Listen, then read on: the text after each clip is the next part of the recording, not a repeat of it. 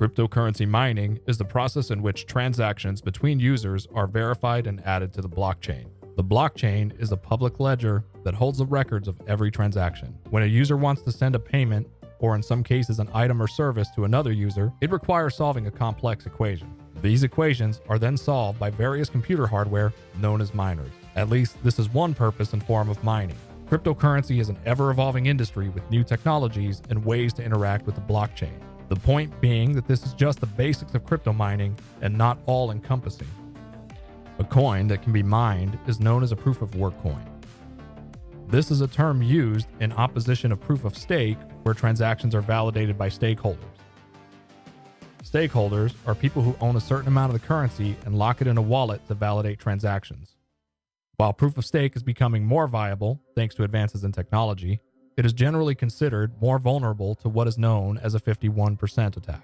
A 51% attack can be executed when a validator owns more than 50% of the total volume of the coin. This doesn't mean, however, that proof-of-work coins or mining isn't vulnerable as well.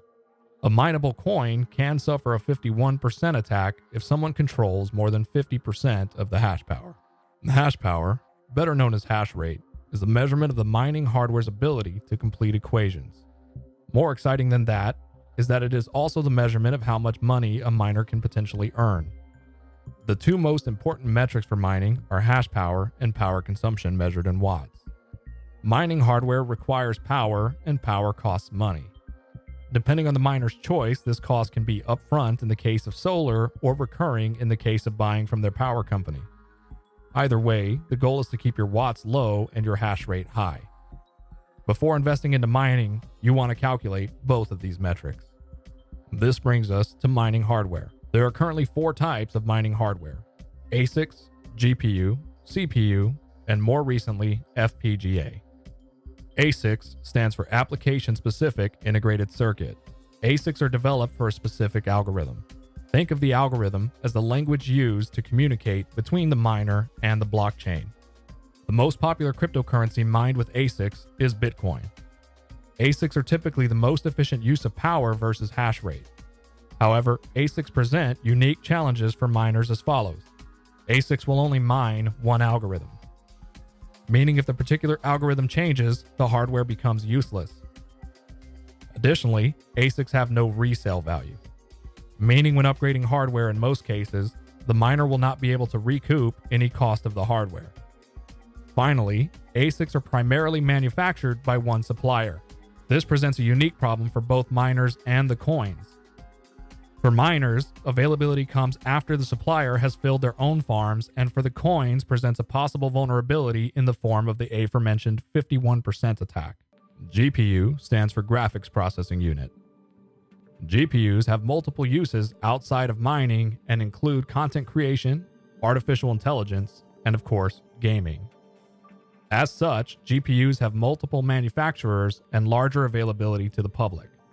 The most popular cryptocurrency mined with GPUs is Ethereum.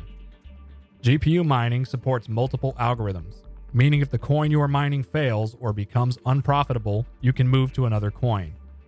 Additionally, when upgrading hardware, the miner's old hardware has resale value on the consumer market.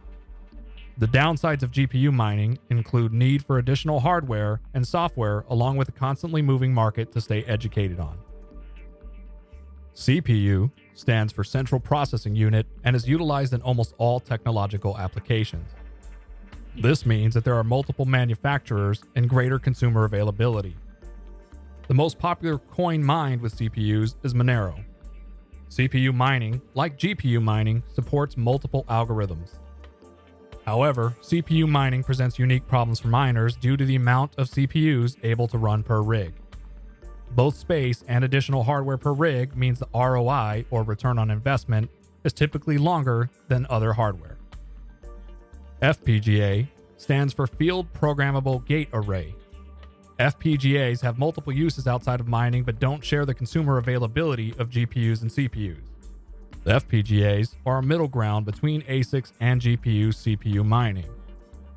They support multiple algorithms, have resale value, and provide good efficiency.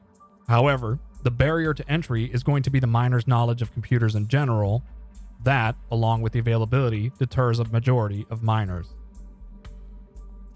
Every hardware option requires software to start hashing. Sometimes referred to as a miner, the software can be confused with the owner of the hardware. For this video, we will reference it as software. Each piece of hardware requires different types of software. ASICs will typically run proprietary software with open source options being scarce.